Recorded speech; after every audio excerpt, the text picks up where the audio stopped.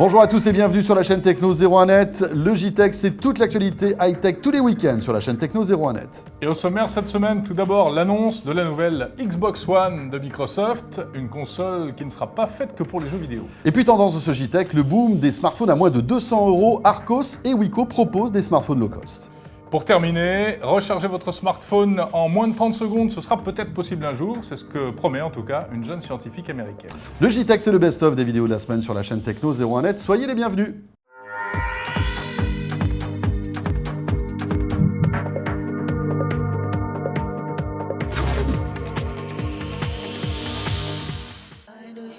Le JTech avec OrangeInnovation.tv, la web TV qui simplifie la vie numérique.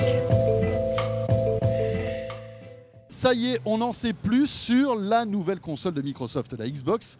Elle a été annoncée hier soir et on sait qu'elle s'appelle la Xbox One. Ladies and gentlemen, introducing Xbox One.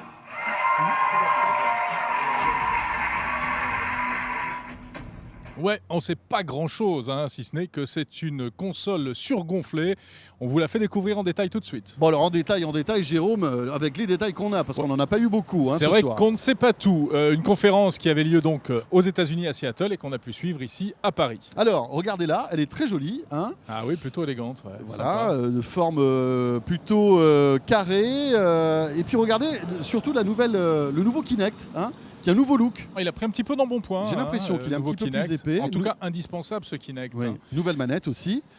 Côté spécification technique, alors 5 milliards de transistors, ça jette toujours quand on lit ça. fait frime. 5 milliards de transistors, 8 Go de RAM, Wi-Fi direct, elle est compatible Wi-Fi direct, elle aura aussi de l'USB 3 et un lecteur Blu-ray, ça c'est la grosse nouveauté. Ouais. C'est vrai que c'était plutôt la chasse gardée de la précédente génération de la console de Sony, la PlayStation 3. Eh bien ça y est, Microsoft, il vient au Voilà, Blu-ray. il se convertit c'est un au peu Blu-ray. quand même une réussite et un pied de nez de la part de Sony, parce que rappelons-le, c'est quand même Sony, l'un des inventeurs du Blu-ray.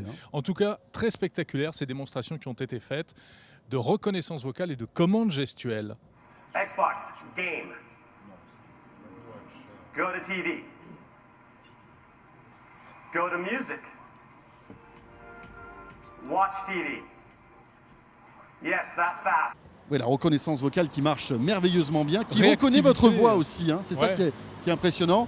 En tout cas, elle fera énormément de choses cette Xbox. On pourra regarder la télé, il y aura de la VOD, les Américains auront droit à Netflix, le service de vidéo à la demande, Skype évidemment qui est intégré, un navigateur internet, Smart Glass pour l'interactivité avec les tablettes, etc. etc. Bref, vous l'avez compris, cette nouvelle Xbox, c'est beaucoup plus qu'une console de jeu. On est dans une logique qui est cohérente avec ce qu'on a aujourd'hui réalisé sur la Xbox 360. Donc on a une plateforme qui est puissante pour le jeu vidéo, mais aussi qui est très interactive avec Kinect. Donc là, on pousse tous les curseurs. On pousse le curseur de la console avec des capacités graphiques qui sont assez bluffantes, on l'a vu dans les images.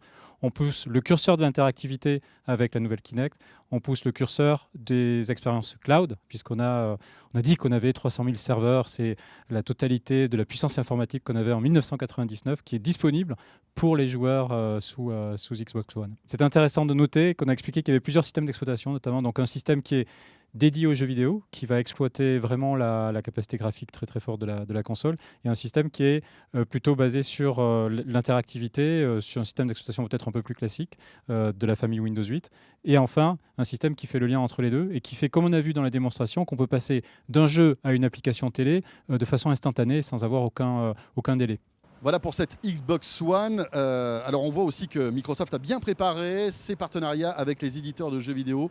Ils sont là, FIFA, enfin Electronic Arts et Activision, avec des contenus exclusifs pour le FIFA nouveau Call of 14, Duty. Voilà. NBA Live, Forza Motorsport 5. Parce qu'encore une fois, c'est le nerf de la guerre. Vous pouvez avoir la meilleure console au monde si vous n'avez pas les jeux qui suivent. Et on voit que Microsoft a bien préparé son coup. Ouais, même si, encore une fois, ça va au-delà du jeu, finalement, cette console. Voilà ce qu'on pouvait dire concernant cette Xbox One. Vous l'avez découvert donc quelques heures après son annonce sur la chaîne Techno. Voilà, évidemment, pas de date de sortie, on sait juste que ce sera dans l'année, dans le courant de l'année, et pas de prix, bien sûr. Petit arrêt sur le stand d'une marque qui monte, il s'agit de Wiko.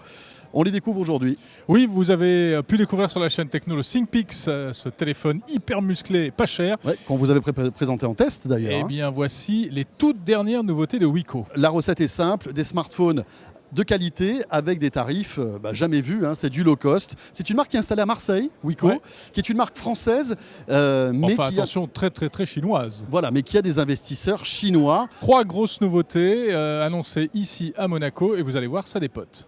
Alors le Sync 5, on est sur le premier produit de notre gamme qui va encore un petit peu plus toucher les geeks, la partie technologique des produits, puisqu'on passe sur les écrans en 5 pouces HD.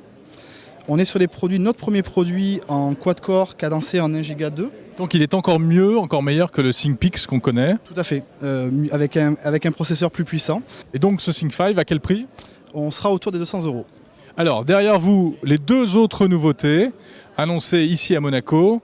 Et tout d'abord, ce smartphone de 5 pouces, le Stairway. Caractéristiques techniques de cet appareil? La plus grosse particularité est en termes de conception. Le châssis du produit est intégralement en aluminium. Ce qui est également une révolution dans nos produits, mais surtout dans notre gamme de prix. Donc une vraie grosse montée en gamme. Le but avoué est d'aller toucher nos amis les geeks une nouvelle fois, mais pour un prix toujours à la Wico. Ok, allez, on passe donc au top du top. C'est le grand frère, le Dark Side, avec un écran de 5,7 pouces. Alors on retrouve une nouvelle fois la particularité de l'aluminium, mais cette fois sur la coque arrière.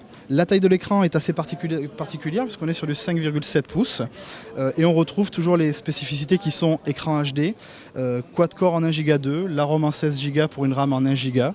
Vous avez également l'appareil photo en 13 millions de pixels en extérieur pour 5 millions en façade. Petit arrêt sur le stand Arcos. Arcos et c'est une révolution pour la marque française de tablettes, s'apprête à lancer 2 smartphones. On les découvre tout de suite. Et oui, une révolution, enfin bon, n'exagérons rien, mais en tout cas une nouveauté puisque ce sont les premiers smartphones de la marque française Arcos.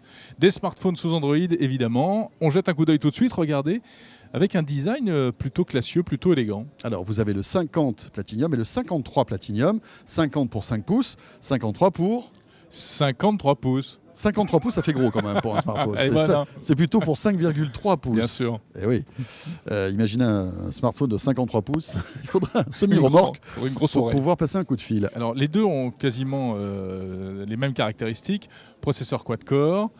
Écran HD IPS. Voilà. Alors même si on s'est un petit peu amusé avec ces téléphones, on trouve que la résolution n'est pas au niveau des derniers smartphones haut de gamme. Mais bon, là, on n'est pas sur des prix véritablement haut de gamme. Pour la vidéo, on va dire, mais pour ce qui est de l'écran, d'accueil, la navigation, etc., voilà. Ça fait bien le job. Hein. Tout à fait. Donc appareil photo 8 mégapixels. Et puis en frontal, on est en VGA. Voilà, ce qui est, on va dire, la plus basse qualité aujourd'hui pour les smartphones. Double SIM. Ces 2 smartphones sont double SIM.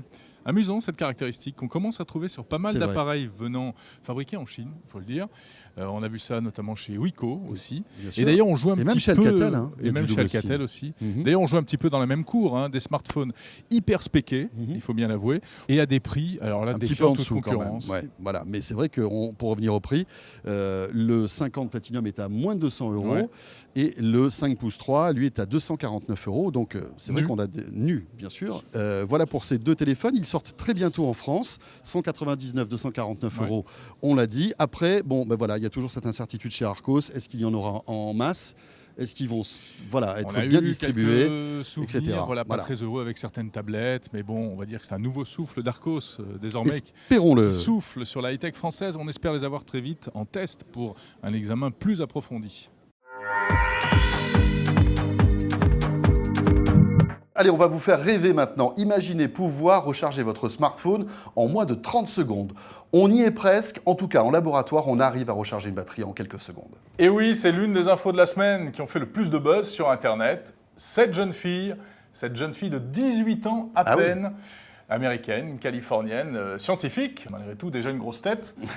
Elle a mis au point un système de batterie qui vous permettra peut-être un jour de recharger votre smartphone en 20 ou 30 secondes. Bon, alors pour l'instant, c'est encore un peu de la science-fiction parce que là, dans ce cas précis, cette jeune fille a réussi à recharger une batterie pour alimenter une LED. Oui, donc c'est-à-dire une toute petite ampoule. Voilà, qui consomme très peu. très peu d'énergie. C'est vrai que pour un smartphone, il faut beaucoup plus d'énergie. Ouais. Mais c'est quand même pas mal. Alors elle a mis au point une technique à base de ce qu'on appelle un super condensateur. Regardez, c'est cette espèce de micro-puce que peut-être un jour on pourra faire rentrer dans un smartphone. Elle a reçu un prix pour ça, $50 000, délivré par la Fondation pour les jeunes scientifiques et Intel. Donc aux États-Unis, c'était il y a quelques jours à peine. Alors, est-ce que ça peut vraiment marcher? Eh bien, on a rencontré un spécialiste de l'énergie de la batterie en France. Écoutez-le. Oui, je pense que c'est un domaine de recherche aujourd'hui appliqué, basé sur des nanotechnologies et les supercondensateurs. Donc, c'est quelque chose de réel. Donc, le domaine de recherche est bien réel. La jeune fille est bien réelle, elle est bien mignonne. Et donc, ça peut fonctionner. Mais ça touche aujourd'hui à des domaines de laboratoire dans lesquels les débouchés industriels peuvent être beaucoup plus longs et les appréhensions peuvent être beaucoup plus compliquées, notamment sur des notions de fiabilité et de coût. Donc je dirais c'est plutôt le passage de la phase labo à la phase massification qui peut être beaucoup plus aléatoire. Une batterie, même si elle met longtemps à charger, elle peut mettre longtemps à se décharger. Un supercondensateur peut se vider comme ça d'un coup. Donc là, on se retrouverait très vite à charger, mais très vite à plus rien avoir du tout. Des miracles en électronique, on en a vu, mais des miracles dans l'électrométallurgie, parce que c'est ce domaine-là, sont beaucoup plus longs. Alors par contre, cette découverte aujourd'hui pourra trouver certaines applications dans des domaines très pointus, mais on est quand même dans le consumer électronique, donc avec des exigences en termes de prix qui sont quand même assez importantes. Voilà, donc on a compris apparemment une bonne idée, les nanotechnologies au service de la batterie, mais visiblement c'est quand même pas pour tout de suite. C'est pas pour tout de suite. Donc, eh bien, écoutez, il faut optimiser la batterie de son smartphone par exemple. Et ça tombe bien, puisque sur la chaîne Techno01net, vous avez une vidéo qui vous explique comment bidouiller un petit peu votre smartphone et économiser de précieuses minutes ou précieuses heures d'autonomie. Voilà, c'est la fin de ce JTech. Merci de l'avoir suivi. Retrouvez l'intégralité de ces vidéos et bien d'autres sur 01net.com. Retrouvez notamment le reportage sur la Surface Pro de Microsoft. Oui, le test complet. Et puis, on salue tous ceux qui nous regardent sur la TNT, à Troyes et à Lyon, mais aussi sur Numéricable, en VOD. Et puis, on sera là lundi avec un nouveau numéro de l'Appart. Voilà, d'ici là, portez-vous bien. Salut à tous. Salut à tous.